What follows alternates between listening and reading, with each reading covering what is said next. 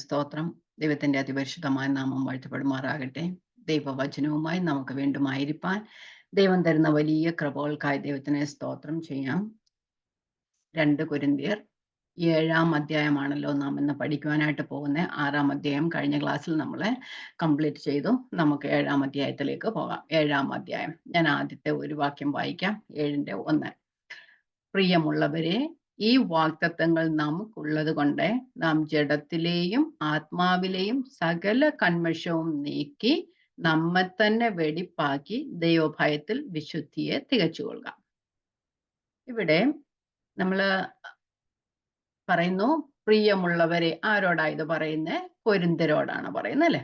അപ്പം കൊരിന്ത്യർ ഇത്രത്തോളം പ്രശ്നമുള്ളവരാണെങ്കിൽ തന്നെയും പൗലോസ് അപ്പോസ്തലൻ വീണ്ടും അവരെ വിളിക്കുന്നത് എങ്ങനെ? പ്രിയമുള്ളവരെ. ഈ വാഗ്ദത്തങ്ങൾ നമുക്കുള്ളത് കൊണ്ട് ഏത് വാഗ്ദത്തങ്ങളാ ഉള്ളത്? അതാണ് 6-ാം അധ്യായം 14 മുതലുള്ള വാക്യങ്ങളിൽ പറയുന്ന 16 മുതലുള്ള വാക്യങ്ങളിൽ പറയുന്നത് അതാണ്. അപ്പൊ ഏത് വാഗ്ദത്തങ്ങളെ കുറിച്ചാണ് പറഞ്ഞിരിക്കുന്നത്? ദൈവം നമ്മുടെ ദൈവമാണെന്നും നാം അവന്റെ ജനമാവെന്നും അവന്റെ വചനങ്ങളെ നാം അനുസരിക്കുകയാണെന്നുണ്ടെങ്കിൽ ദൈവം നമുക്ക് പിതാവും നാം അവന് മക്കളുമായിരിക്കും എന്നുള്ള ഒരു വാഗ്ദത്തങ്ങൾ ഒന്ന് വായിച്ചു പോകാം. കഴിഞ്ഞ ക്ലാസ്സിലെ പഠിപ്പിച്ചതാണ്, അപ്പൊ പഠിച്ചതാണ്. അത് നമുക്ക് ഒന്നുകൂടെ വായിക്കാം. 6-16. ദൈവാലയത്തിന് വിഗ്രഹങ്ങളോട് എന്ത് യോഗ്യത? നാം ജീവനുള്ള ദൈവത്തിന്റെ ആലയമല്ലോ. നാം ഞാൻ അവരിൽ വസിക്കുകയും നമ്മിൽ അവരുടെ ഇടയിൽ നടക്കുകയും ചെയ്യും. ഞാൻ അവർക്ക് ദൈവവും അവർ എനിക്ക് ജനവും ആകും എന്ന് ദൈവം അരുളി ചെയ്യുന്നല്ലോ. പഴയ നിയമത്തിലെ കോട്ടാണ് ഇവിടെ പൗലോസ് അപ്പോസ്തലൻ പറഞ്ഞിരിക്കുന്നത്. നമ്മൾ കഴിഞ്ഞ ക്ലാസ്സിൽ വിശദമായി പഠിച്ചാണ്. അതുകൊണ്ട് അവരുടെ നടുവിൽ നിന്ന് വേർവിട്ടിരിപ്പീൻ എന്ന് കർത്താവ് അരുളി ചെയ്യുന്നു. അശുദ്ധമായതൊന്നും തൊടരുത്. എന്നാൽ ഞാൻ നിങ്ങളെ കൈക്കൊണ്ട് നിങ്ങൾക്ക് പിതാവും നിങ്ങൾ എനിക്ക് പുത്രന്മാരും പുത്രിമാരും ആയിരിക്കും എന്ന് സർവശക്തനായ കർത്താവ് അരുളി ചെയ്യുന്നു. ഈ വാഗ്ദത്തങ്ങൾ നാം അശുദ്ധിയിൽ നിന്നും മാറി വിശുദ്ധിയിലേക്ക് വരികയാണെങ്കിൽ, അല്ലെങ്കിൽ വിശുദ്ധിയിൽ ജീവിക്കുകയാണെങ്കിൽ ദൈവം നമ്മെ കൈക്കൊള്ളും. ദൈവം നമുക്ക് പിതാവും നാം ദൈവത്തിന് മക്കളും ആയിത്തീരും. ഈ വാഗ്ദത്തങ്ങൾ നമുക്കുണ്ട്. നാം ദൈവത്തിന്റെ മക്കൾ എന്ന വാഗ്ദത്തം, നാം ജീവനുള്ള ദൈവത്തിന്റെ ആലയം, അതെല്ലാം വാഗ്ദത്തങ്ങളും നമുക്കുള്ളത് കൊണ്ട് നാം എന്ത് ചെയ്യണം? നമ്മുടെ ജഡത്തിലെയും ആത്മാവിലെ സകല കന്മഷവും നീക്കി നമ്മെ തന്നെ വെടിപ്പാക്കി ദൈവഭയത്തിൽ വിശുദ്ധിയെ തികച്ചുകൊള്ളുക. അപ്പം ഇവിടെ 2 കാര്യങ്ങൾ പറയുന്നുണ്ട്. എങ്ങനെയാണ് നമ്മെ തന്നെ വെടിപ്പാക്കേണ്ടത്? ആത്മാവിലെയും ജഡത്തിലെയും സകല കന്മഷവും നീക്കുക, അതുപോലെ തന്നെ ദൈവഭയത്തിൽ വിശുദ്ധിയെ തികയ്ക്കുക. ആത്മാവിലെയും ജഡത്തിലെയും ആത്മാവിലെയും സകല കന്മഷവും നീക്കുക, അതുപോലെ ദൈവഭയത്തിൽ വിശുദ്ധിയെ തികയ്ക്കുക. ആരോടാ പൗലോസ് അപ്പോസ്തലൻ പറയുന്നത്? കൊരിന്ത സഭയോടും പൗലോസിനോടും നമ്മളോടും ഒക്കെയാ പറയുന്നത്. അവിടെ പറയുന്നത് നാം, പ്രിയമുള്ളവരെ, ഈ വാഗ്ദത്തങ്ങൾ നമുക്കുള്ളത് കൊണ്ട്. കൊരിന്ത സഭയ്ക്ക് മാത്രമല്ല, പൗലോസ് അപ്പോസ്തലനും അതിനകത്ത് ഉൾപ്പെടുന്നു. അപ്പം പൗലോസ് അപ്പോസ്തലൻ അതിനകത്ത് ഉൾപ്പെടുന്നെങ്കിൽ നാമും അതിനകത്ത് ഉൾപ്പെടുന്നു. ദൈവ മക്കളായവരെല്ലാവരും അതിനകത്ത് ഉൾപ്പെടുന്നു. ഈ ലേഖനം എന്നും ഇതുവരെ വായിച്ചവരും ഇനി വായിക്കുന്നവരും അതിനകത്ത് ഉൾപ്പെടുന്നു. അതുകൊണ്ട് ആർക്ക് വേണ്ടിയിട്ടാണ് പറയുന്നത്? ഇത് നമുക്കും കൂടെ, കൊരിന്ത്യർക്ക് വേണ്ടിയിട്ട് അന്ന് എഴുതിയെങ്കിലും ഇത് നമുക്കും കൂടെ പറയുന്നത്. അപ്പൊ നമ്മള് ആത്മാവിലെയും ജഡത്തിലെയും സകല കന്മഷങ്ങളും നീക്കുക, ദൈവഭയത്തിൽ വിശുദ്ധിയെ തികയ്ക്കുക. സകല കന്മഷങ്ങളും നീക്കുക. അപ്പം നാം ആണോ സകല കന്മഷങ്ങളും നീക്കുന്നത്, അതോ ദൈവമാണോ സകല കന്മഷവും ദൈവമാണ് നമ്മിലുള്ള സകല കന്മഷങ്ങളെയും നീക്കുന്നത്. അപ്പൊ സകല അശുദ്ധിയും നമ്മിൽ നിന്ന് നീക്കുന്നത് ദൈവമാണെങ്കിലും നമ്മൾക്കും അതിനകത്തൊരു കൂട്ടായ്മയുണ്ട്, അല്ലെങ്കിൽ നമുക്കും അതിനൊരു പങ്കുണ്ട്, അല്ലെ? അപ്പം പോൾ ഇവിടെ പറയുന്നത് നാമും നീക്കണം. നാം ദൈവം നീക്കും എന്ന് പറഞ്ഞ് നാം നിഷ്ക്രിയരായി, അല്ലെങ്കിൽ നാം പാസീവായി ഇരിക്കുകയല്ല ചെയ്യുന്നത്. നാം ആക്റ്റീവായി തന്നെ ഇരിക്കണം. അതുകൊണ്ടല്ലേ പറയുന്നേ, സകല ഭാരവും മുറുകെ പറ്റുന്ന പാപവും വിട്ട്, അല്ലെ? അപ്പം അത് നാം പോകണം. കർത്താവ് നമ്മെ സഹായിക്കും, എങ്കിലും നാമും അത് വിട്ട് മുമ്പോട്ട് ഓടണം. അപ്പം നമ്മള് പാസീവായി ഇരിക്കുകയല്ല, ദൈവം എല്ലാം ചെയ്യുമെന്നും പറഞ്ഞ് പാസീവായി ഇരിക്കുകയല്ല വേണ്ടേ, നാമും അതിനുവേണ്ടി പോരാടേണ്ടത് ആവശ്യം ആണ്, അല്ലേ? ഓട്ടക്കളത്തിൽ ഓടുന്നവർ എല്ലാവരും ഓടുന്നു, അല്ലേ? എങ്കിലും ഒരുവനെ ബിരുദ പ്രാപിക്കും. എങ്ങനെയാ? സകല ഭാരവും മുറുകെ പറ്റുന്ന പാപവും വിട്ടു ഓടുന്നവൻ മാത്രം ആ ലക്ഷ്യത്തിൽ എത്തിച്ചേരും. അപ്പൊ ഇവിടെ രണ്ട് തരത്തിലുള്ള ക്ലീനിങ് ആണ് ദൈവം നമ്മളെ, അല്ലെങ്കിൽ ശുദ്ധിയാണ് ദൈവം നമ്മൾ ചെയ്യുന്നത്. ഒന്ന്, നാം ദൈവത്തെ വിശ്വസിക്കുമ്പോൾ ദൈവം നമ്മിലെ സകല പാപങ്ങളും പോക്കി കർത്താവിന്റെ രക്തത്താൽ നമ്മെ ശുദ്ധീകരിച്ച് നമ്മെ ദൈവമക്കളായി തീർക്കും. അത് ഒന്നാമത്തെ ശുദ്ധീകരണം. അതിൽ ദൈവത്തിന് മാത്രമുള്ള പങ്കാണ്, അത് നമ്മൾക്ക് യാതൊരു പങ്കുമില്ല, അല്ലേ? അപ്പൊ അതിനകത്ത് നാം പാസീവായിട്ട് ഇരുന്നാൽ മതി, നമ്മൾ ദൈവത്തിൽ വിശ്വസിച്ചാൽ മാത്രം മതി. അതുകൊണ്ടല്ലേ എഫേസ്യ ലേഖനം 2:4-5 പറയുന്ന, കരുണാസമ്പന്നനായ ദൈവമോ നമ്മെ സ്നേഹിച്ച മഹാസ്നേഹം നിമിത്തം അതിക്രമങ്ങളാൽ മരിച്ചവരായിരുന്നു നമ്മെ ക്രിസ്തുവിനോട് കൂടെ ജീവിപ്പിക്കുകയും കൃപയാലത്രേ നിങ്ങൾ രക്ഷിക്കപ്പെട്ടിരിക്കുന്നു. അതുപോലെ 8 പറയുന്നു, കൃപയാലല്ലോ നിങ്ങൾ വിശ്വാസം മൂലം രക്ഷിക്കപ്പെട്ടിരിക്കുന്നേ, അതിന് നിങ്ങൾ കാരണമല്ല, ദൈവത്തിന്റെ ദാനം. ഈ പ്രവൃത്തിയിൽ നമ്മളുടെ യാതൊരു പങ്കുമില്ല. അതുപോലെ തന്നെ 1 യോഹന്നാൻ 1:9 പറയുന്നു, നമ്മുടെ പാപങ്ങളെ നാം ഏറ്റുപറയുന്നു എങ്കിൽ അവൻ നമ്മോട് പാപങ്ങളെ ക്ഷമിച്ച് സകല അനീതിയും പോക്കി നമ്മെ ശുദ്ധീകരിപ്പാൻ തക്കോണം വിശ്വസ്തനും നീതിമാനും ആകുന്നു. അപ്പൊ നമ്മളുടെ പാപങ്ങളെ അപ്പോൾ ഏറ്റു പറഞ്ഞാൽ മാത്രം മതി ദൈവമക്കളായി തീർന്നു. അപ്പൊ നമ്മൾ അന്ന് വരെ ചെയ്ത എല്ലാ പാപങ്ങളെയും ദൈവം നമ്മോട് ക്ഷമിക്കുന്നു. ഇനി രണ്ടാമതുള്ളത്, നാം മക്കളായതിനു ശേഷം നമ്മളുള്ള അശുദ്ധിയെ മാറ്റുന്നതും ദൈവമാണ്. പക്ഷേ അതിൽ നമുക്കൊരു പാർട്ട് ഉണ്ട്. നമ്മുടെ പങ്ക് നമ്മൾ വഹിക്കണം. അതിനൊരു എഫേർട്ട് ആവശ്യമാണ്. നാം പാസീവായി ഇരുന്നാൽ പോരാ, നാം ആക്റ്റീവായി തന്നെ ഇരിക്കണം. അതുകൊണ്ടല്ലേ റോമാ ലേഖനം 6-ാം വചനത്തിൽ ഇങ്ങനെ പറയുന്നു, നാം ഇനി പാപത്തിന് അടിമപ്പെടാതെ വണ്ണം. അവിടെ നമ്മൾ നോക്കേണ്ടത്, നാം ഇനി പാപത്തിന് ഇതുവരെ നാം പാപത്തിന് അടിമകളായിരുന്നു. നമ്മുടെ പാപങ്ങളെ എല്ലാം കർത്താവ് നമ്മൾ മോചിച്ചു. നമ്മെ ദൈവത്തിന്റെ നീതി, ക്രിസ്തുവിന്റെ നീതി നമുക്ക് തന്ന് നമ്മെ നീതിമാന്മാരായി പ്രഖ്യാപിച്ചു.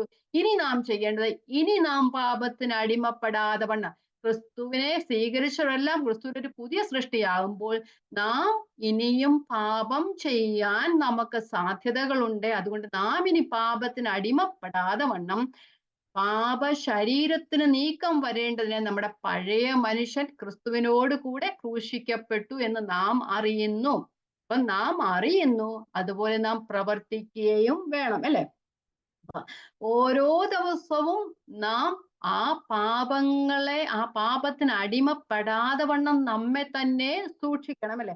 അതിന് ദൈവാത്മാവ് നമ്മോട് കൂടെയുണ്ട്. ദൈവത്തിന്റെ ആത്മാവിനെ നമ്മുടെ ഉള്ളിൽ തന്നിട്ടുണ്ട്. ആത്മാവിനെ അച്ചാരമായ ദൈവം നമുക്ക് തന്നാൽ, നാം ദൈവത്തിന്റെ മക്കളായി തീർന്നപ്പോ ദൈവത്തിന്റെ ആത്മാവ് നമ്മിൽ പകർന്ന്, ആ ആത്മാവും ദൈവത്തിന്റെ വചനവും നമുക്ക് തന്നിട്ടുണ്ട്. ആ വചനവും നമ്മെ ശുദ്ധീകരിക്കും. നമ്മെ പാപത്തിന് അടിമപ്പെടാതെ വണ്ണം നമ്മെ കാത്തു സൂക്ഷിപ്പാൻ ഇവ രണ്ടും നമ്മോട് കൂടെ ഉണ്ട്, എപ്പോഴും നമ്മോട് കൂടെ ഉണ്ടല്ലേ?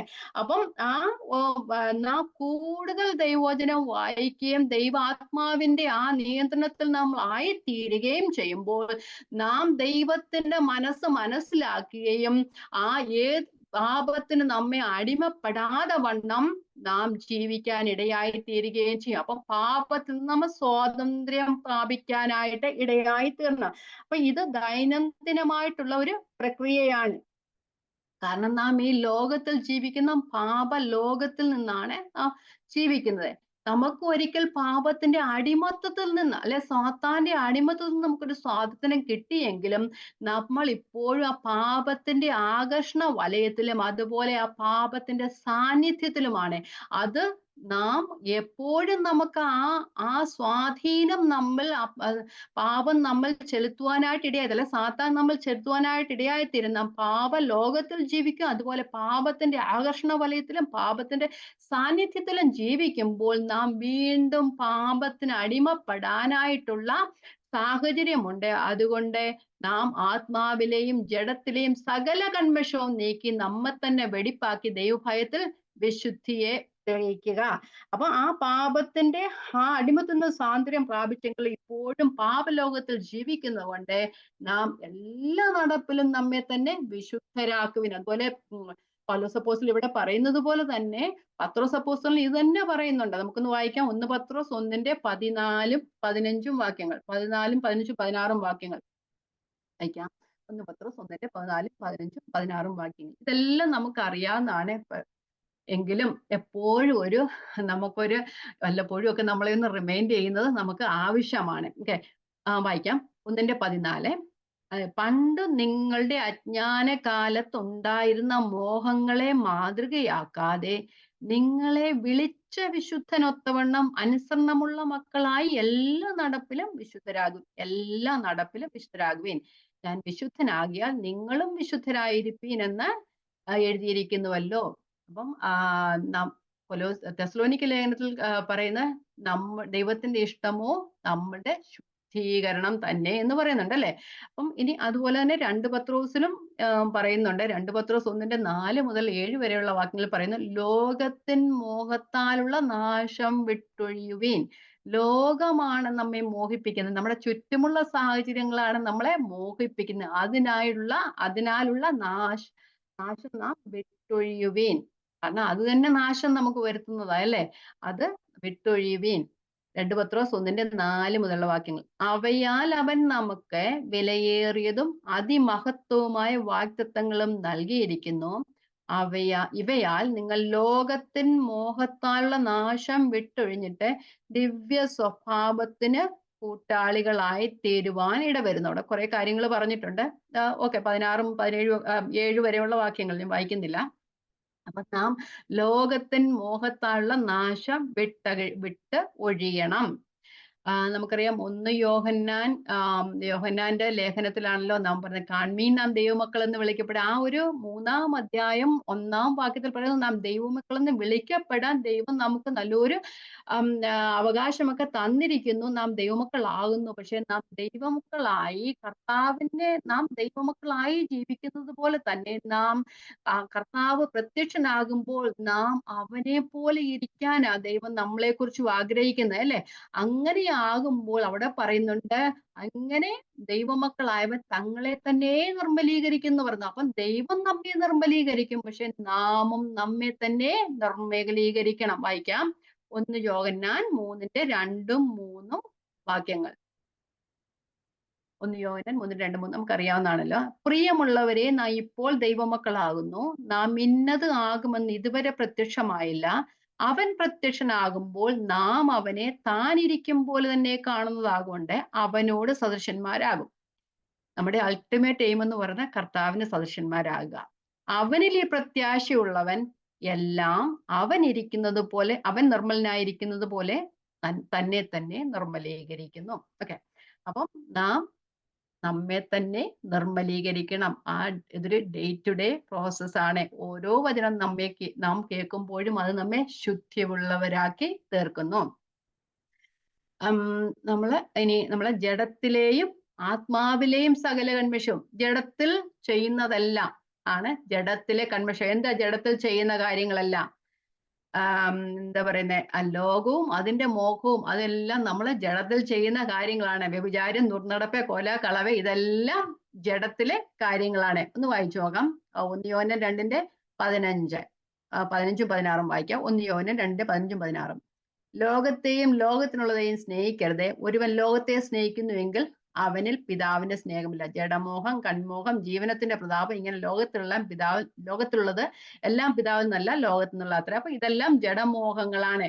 അങ്ങനെ ജഡത്തിൽ നമ്മൾ പുറമേ കാണാവുന്ന എല്ലാ കാര്യങ്ങളും ജഡമോഹങ്ങളാണ്, അല്ലെ ജഡത്തിലെ കന്മഷമാണ്. ഏതാണ് ആത്മാവിലെ കന്മഷം? നാം അകമേ ചെയ്യുന്ന കാര്യങ്ങൾ മുഴുവൻ പുറത്ത് കാണാതെ അകത്ത് ചെയ്യുന്ന കാര്യങ്ങളൊക്കെ ഒത്തിരി നടക്കുന്നുണ്ടല്ലോ. പുറമേൽ കൂടെ പുറമേക്കാളും കൂടുതൽ കാര്യങ്ങൾ നടക്കുന്നത് അകത്താണ് നടക്കുന്നത്. പക്ഷെ അതാരും കാണുന്നില്ല എന്ന് നമുക്കറിയാം. മത്തായി സുവിശേഷം 23-ാം അധ്യായത്തിൽ കർത്താവ് കപടഭക്തിക്കാരായ പരീശന്മാരോടൊക്കെ പറയുന്ന ഒരു കാര്യമുണ്ട്. നിങ്ങൾ പുറമൊക്കെ ശരിയാക്കുന്നുണ്ട്, പക്ഷെ നിങ്ങളുടെ അകം മുഴുവൻ കയ്പും നിറഞ്ഞിരിക്കുക, കന്മഷം നിറഞ്ഞിരിക്കുക. വായിക്കാം. മത്തായി സുവിശേഷം 23-ന്റെ 23. മത്തായി സുവിശേഷം 23-ന്റെ 23-ഉം 25-ഉം വാക്യം. കപടഭക്തിക്കാരായ ശാസ്ത്രിമാരും പരീശന്മാരുമായുള്ളവരെ, നിങ്ങൾക്ക് ഹാ കഷ്ടം. നിങ്ങൾ തുളസി, ചതകുപ്പ, ജീരകം ഇവയിൽ പതാരം കൊടുക്കുകയും ന്യായം, കരുണ, വിശ്വസ്തത ഇങ്ങനെ ന്യായപ്രമാണത്തിൽ ഘനമേറിയവ ത്യജിച്ചു കളയും ചെയ്യുന്നു. അത് ചെയ്യുകയും ഇത് ത്യജിക്കാതിരിക്കുകയും വേണം. കപടഭക്തിക്കാരായ ശാസ്ത്രിമാരും പരീശന്മാരുമായുള്ളവരെ, 25. നിങ്ങൾക്ക് ഹാ കഷ്ടം. നിങ്ങൾ കിണ്ടികിണ്ടങ്ങളുടെ പുറം വെടിപ്പാക്കുന്നു, അകത്തോ കവർച്ചയും അതിക്രമവും നിറഞ്ഞിരിക്കുന്നു. അപ്പൊ നമ്മളെയൊക്കെ കണ്ടു കഴിഞ്ഞാൽ നമ്മളെല്ലാം നല്ല മനുഷ്യരല്ലേ? അകത്ത് നോക്കി അറിയാം നമ്മൾ എന്തൊക്കെ ഉണ്ടെന്നല്ലേ? അപ്പൊ കർത്താവ് നമ്മളോടും പറയുകയാണ്, നമ്മള് ജഡത്തിലെയും ആത്മാവിലെയും അകത്തെയും പുറത്തെയും സകല കന്മഷവും നീക്കി നമ്മെ തന്നെ ശുദ്ധീകരിക്കുക. നമ്മെ അറിയുന്നത് കർത്താവിന് മാത്രമുള്ള ഹൃദയങ്ങളുടെ ചിന്ത എന്തെന്ന്, ഹൃദയങ്ങളെ ആത്മാവിന്റെ ചിന്ത എന്തെന്ന് ഹൃദയങ്ങളെ പരിശോധിക്കുന്നവൻ അറിയുന്നു. എവിടെയാ വാക്യം? റോമാലേഖനം 8-ാം അധ്യായത്തിൽ അവിടെ പറയുന്നുണ്ട്. അപ്പം നമ്മളെ അറിയുന്നത് കർത്താവാണ്. നമ്മളെ പുറമേ നമ്മളുടെ കാര്യം, നമ്മളെ വലിയ വിനയമുള്ളവരായിരിക്കും, സൗന്ദര്യമുള്ളവരായിരിക്കും, ചിരിക്കുന്നവരായിരിക്കും, ഒക്കെ ആയിരിക്കാം. പക്ഷെ അകമേ കാണുന്നത് കർത്താവ് മാത്രമേ ഉള്ളൂ. മുമ്പോട്ട് പോകാം. ഓക്കെ. അപ്പം നമ്മുടെ ജഡത്തിലെയും ആത്മാവിലെയും സകല കൺവിഷവും സകലവും മാറ്റണം. ഒരു ദിവസം കൊണ്ടെല്ലാം മാറുന്നൊന്നുമില്ല. ഒരു ദിവസം കൊണ്ട് ഇതെല്ലാം മാറുവാണെങ്കിൽ കർത്താവ് നമ്മളെ എപ്പോഴേയും വിളിച്ചേനെ അല്ലേ? നമ്മള് നന്നാകാത്തോണ്ടാ നമ്മൾ ഇപ്പോഴും ഇവിടെയൊക്കെ ആയിരിക്കും. നമ്മൾ ഈ ലോകത്ത് നിന്ന് മാറുന്നത് വരെയും നമ്മളിൽ നിന്ന് മാറിക്കൊണ്ടേയിരിക്കും. കുറേശ്ശെ നമ്മളിൽ നിന്ന് മാറിക്കൊണ്ടേയിരിക്കും. ഓക്കെ. ആ ജഡത്തിലെയും ആത്മാവിലെയും സകല കന്മഷവും നീക്കി ദൈവഭയത്തിൽ വിശുദ്ധിയെ തികച്ചുകൊള്ളുക. Perfecting holiness in the fear of God. അപ്പൊ ആ ഒരു ആത്മാവിലെ എല്ലാം നീക്കി ആ ദൈവ ഭയം നമ്മൾ ഉണ്ടായിരിക്കണം. എന്തുകൊണ്ടാ നാം ദൈവത്തെ ഭയപ്പെടണമെന്ന് പറയുന്നത്? എന്തിനാ ദൈവത്തെ ഭയപ്പെടുന്നത്? ദൈവം നമ്മെ എന്താ പറയുക, ശിക്ഷിക്കുമെന്നുള്ളത് കൊണ്ടാണോ ദൈവത്തെ നാം ഭയപ്പെടുന്നത്? ഒരിക്കലും അല്ല. അതും വേണം. പക്ഷെ നാം ദൈവത്തെ ഭയപ്പെടുന്നതെന്ന് വെച്ച് കഴിഞ്ഞാൽ നാം ദൈവത്തെ സ്നേഹിക്കുന്നോണ്ടായിരിക്കണം ദൈവത്തെ ഭയപ്പെടുന്നത്. അവന്റെ കൽപ്പനകളെ അനുസരിക്കുന്നതല്ലോ അവനോടുള്ള സ്നേഹമെന്ന് യോഹന്നാന്റെ ലേഖനത്തിൽ പറയുന്നുണ്ട്. അപ്പൊ കർത്താവിന്റെ കൽപ്പനകളെ നാം അനുസരിക്കുന്നത് എന്തിനാണ്? നാം അവനെ സ്നേഹിക്കുന്നത് കൊണ്ടാ അല്ലേ? അപ്പൊ ആ സ്നേഹമാണ് ദൈവത്തോടുള്ള ഭയം. അപ്പൊ എന്തുകൊണ്ടാണ് ഞാൻ ദൈവത്തെ ഭയപ്പെടുമെന്ന് പറയുന്നത്? ഞാൻ ഒരാളെ സ്നേഹിക്കുമ്പോൾ അവർക്ക് ഇഷ്ടമില്ലാത്തത് ഞാൻ ചെയ്യില്ല അല്ലേ? അവർക്ക് ഇഷ്ടമില്ലാത്തത് ചെയ്യാതിരിക്കുമ്പോഴാണ് നാം നമ്മൾ അവർക്ക് ഇഷ്ടമുള്ളത് ചെയ്യുമ്പോൾ നമ്മൾ ആ സ്നേഹമില്ല നമുക്ക് അവിടെ അല്ലേ?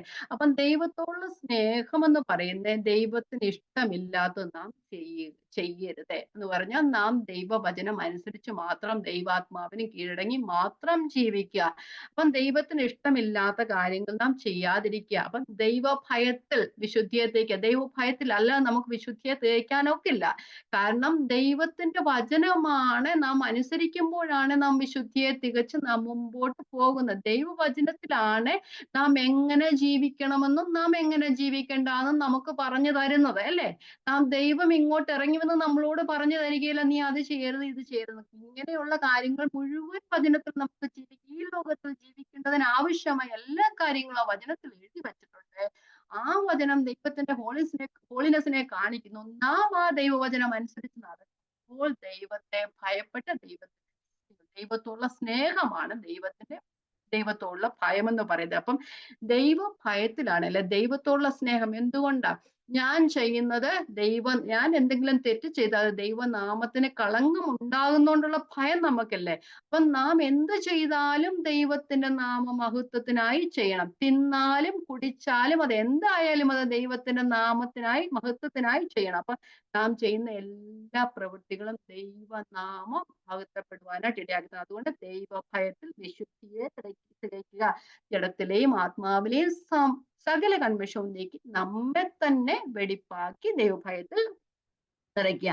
അപ്പം അത് നാം ശുദ്ധീകരിക്കണം. അപ്പം ദൈവം അത് എന്നും നാം ചെയ്തുകൊണ്ടിരിക്കേണ്ട പ്രവൃത്തിയാണ്. അത് നാം ഈ ലോകത്തിൽ നിന്ന് പോകുന്നത് വരെയും, മാറ്റപ്പെടുന്നത് വരെയും ദൈവം നമ്മെ ആക്കിയിരിക്കുന്ന സ്ഥാനത്ത് ദൈവത്തിന്റെ ഭയത്തിൽ നാം വിശുദ്ധിയെ തികയ്ക്കുക. അത് കൊരിന്ത്യർക്ക് മാത്രമുള്ളതല്ല, പോളിനും അതിന്റെ കൂടെയുള്ളവർക്കും, അതുപോലെ ഈ വചനം വായിക്കുന്ന എല്ലാവർക്കും കൂടിയുള്ളതാണ്. ഒരാൾക്ക് മാത്രമല്ല, എനിക്കും നിങ്ങൾക്കും ഒരുപോലെ ചെയ്യേണ്ട ഒരേ കാര്യമാണ് ദൈവഭയത്തിൽ വിശുദ്ധിയെ തികയ്ക്കുക എന്നുള്ളത്. റോമാലേഖനം 12-ന്റെ 1-2 നമുക്കറിയാം, എല്ലാവർക്കും അറിയാവുന്ന വാക്യമാണ്. മനസ്സും ശരീരവും രൂപാന്തരപ്പെടുത്തണം, അല്ലെ? അപ്പൊ അവിടെ തന്നെ ജീവനുള്ള ആരാധനയായി തീരണം. ആലയത്തിൽ വെച്ചുള്ളതല്ല ആരാധന. അതും ആരാധനയുടെ പാട്ടാണെങ്കിലും ആലയം കഴിഞ്ഞുള്ളതും, സൺഡേ കഴിഞ്ഞ് മൺഡേ മുതല് നമ്മളുടെ ആരാധന തുടങ്ങുകയാണ് ചെയ്യുന്നത്. ഓക്കെ, സൺഡേയിലെ ആരാധന വേണം, അല്ല സൺഡേ കഴിഞ്ഞു തുടങ്ങുന്നതാണ് ആരാധന എന്ന് പറയുന്നത്. നമ്മൾ ദൈവവചനം പഠിക്കുന്നതെല്ലാം നമ്മുടെ ജീവിതത്തിൽ പ്രാവർത്തികമാക്കുമ്പോൾ, നമ്മുടെ പ്രവൃത്തി മണ്ഡലങ്ങൾ നമ്മൾ ആയിരിക്കുന്ന സ്ഥാനത്ത് പ്രാവർത്തികമാക്കുമ്പോൾ നാം ജീവനുള്ള ആരാധനയായി തീരുകയാണ് ചെയ്യുന്നത്. അപ്പൊ നമുക്കൊന്ന് വായിക്കാം റോമാലേഖനം 12-ന്റെ 1-2 വാക്യങ്ങൾ. സഹോദരന്മാരെ, ഞാൻ ദൈവത്തിന്റെ മനസ്സലിവ് ഓർപ്പിച്ച് നിങ്ങളെ പ്രബോധിപ്പിക്കുന്ന. അപ്പൊ അവിടെ മനസ്സലിവ് എന്നുള്ളത് പലരും ഞാൻ കേട്ടിട്ടുള്ളത്, ഞാൻ ദൈവത്തിന്റെ മനസ്സ് നിങ്ങളോട് ഓർപ്പിക്കുകയാണ് ചെയ്യുന്നത്. ദൈവത്തിന്റെ മനസ്സ് ഇതാണ്. എന്താ? ഞാൻ ദൈവത്തിന്റെ മനസ്സ് നിങ്ങളോട് ഓർപ്പിച്ച് നിങ്ങളെ പ്രബോധിപ്പിക്കുന്നത്, നിങ്ങൾ ബുദ്ധിയുള്ള ആരാധനയായി നിങ്ങളുടെ ശരീരങ്ങളെ ജീവനും വിശുദ്ധിയും ദൈവത്തിന് പ്രസാദവുമുള്ള യാഗമായി സമർപ്പിപ്പീൻ.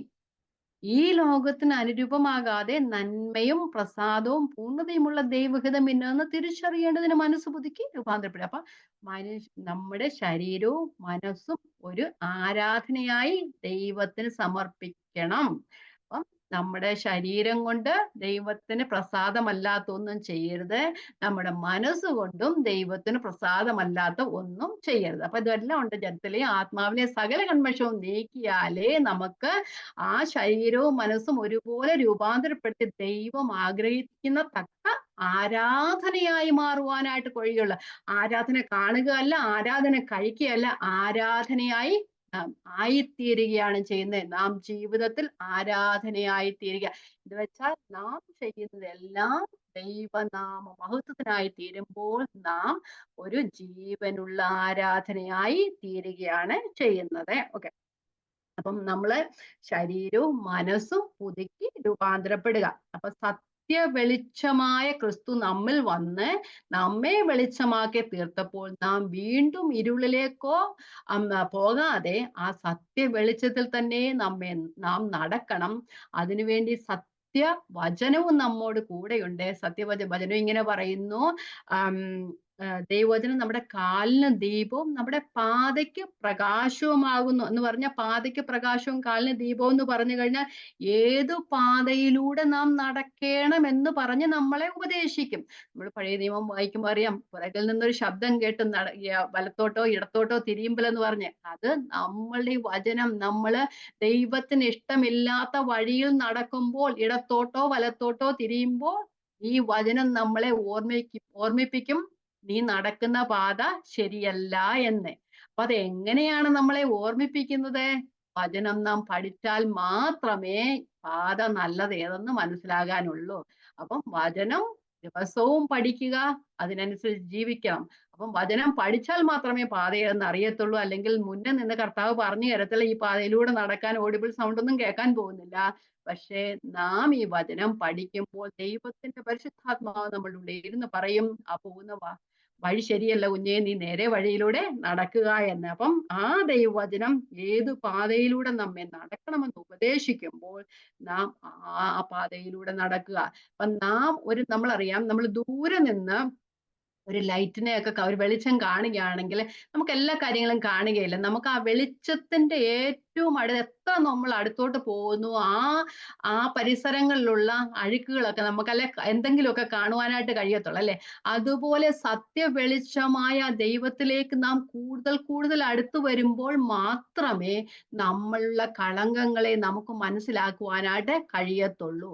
അപ്പൊ നാം കൂടുതൽ വചനം വായിക്കുകയും ദൈവത്തോട് കൂടുതൽ അടുക്കുകയും ചെയ്യുമ്പോൾ ദൈവം നമ്മെ ഓർമ്മിപ്പിക്കും, ഇത് ശരിയല്ല എന്ന് നമ്മളുടെ കളങ്കങ്ങളെ മനസ്സിലാക്കുവാനായിട്ട് കഴിയും. അപ്പൊ ആ മനസ്സിലാക്കുമ്പോൾ നാം അവയെ ഏറ്റുപറഞ്ഞ് അതിനെ ഉപേക്ഷിക്കണം. നമ്മളെല്ലാവരും മനസ്സിലാക്കി കഴിയുമ്പോൾ ദൈവമേ സോറി എന്നൊക്കെ പറയും അല്ലേ? പക്ഷെ ഏറ്റുപറഞ്ഞ് അതിനെ വിട്ടുകളയുന്ന ഒരു അനുഭവം നമ്മുടെ ജീവിതത്തിൽ ഉണ്ടായി തീരണം.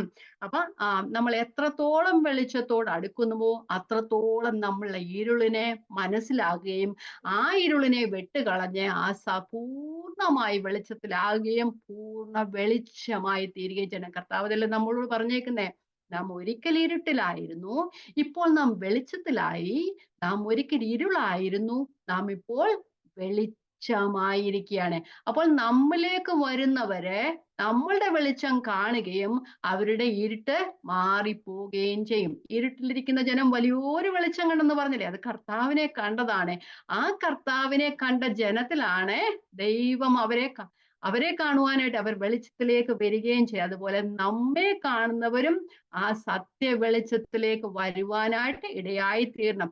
യോഹന്നാൻ കർത്താവിന് വഴിയൊരുപ്പാൻ കർത്താവിന്റെ മുമ്പേ പോയതുപോലെ തന്നെ നാമും അനേകരെ ദൈവത്തിങ്കിലേക്ക് നടത്തുന്നവരായി തീരണം. നമ്മെ കണ്ടിട്ട് പലപ്പോഴും നമുക്ക് പറയുവാനായിട്ടൊക്കെ ഇല്ലായിരിക്കും, നമ്മളുടെ ജോലി സ്ഥലങ്ങളിലും മറ്റു സ്ഥലങ്ങളിലും പറയുവാനായിട്ടൊക്കെ ഒക്കുമായിരിക്കില്ല. പക്ഷെ നമ്മളുടെ പ്രവൃത്തി കണ്ടിട്ട് വേണം അവര് ദൈവം ആരെന്ന് മനസ്സിലാകുവാനായിട്ട് ഇടയായി തീരണം. അപ്പൊ നമ്മളുടെ പ്രവൃത്തികൾ കാണണം. നാം സത്യത്തിൽ നടന്നാൽ മാത്രമേ സത്യം എന്തെന്ന് നമുക്ക് തിരിച്ചറിയുവാൻ കഴിയുള്ളൂ. അതുപോലെ സത്യത്തിന്റെ പാതയിലൂടെ നടക്കുന്ന നമ്മെ കണ്ടാൽ മാത്രമേ സത്യം എന്തെന്ന് നമ്മുടെ ചുറ്റുമുള്ളവർക്ക് മനസ്സിലാകുവാനും കഴിയുകയുള്ളൂ. അപ്പം നാം എപ്പോഴും എന്താ പറഞ്ഞ മറ്റുള്ളവരെ നന്നാക്കാൻ ശ്രമിക്കുന്നവരാ. പക്ഷെ നാം ആദ്യം നമ്മെ തന്നെ നന്നാക്കുക. അതുകൊണ്ടല്ലേ പറഞ്ഞ നമ്മെ തന്നെ ജഡത്തിലെയും ആത്മാവിലെ സകല കന്മഷവും നീക്കി നമ്മെ തന്നെ വെടിപ്പാക്കി ദൈവഭയത്തിൽ വളരുക അല്ലെ. അപ്പൊ ആ വിശുദ്ധിയെ തേക്കുക എന്ന് പറയുന്ന അത് വേണമെങ്കിൽ നാം എന്ത് ചെയ്യണം?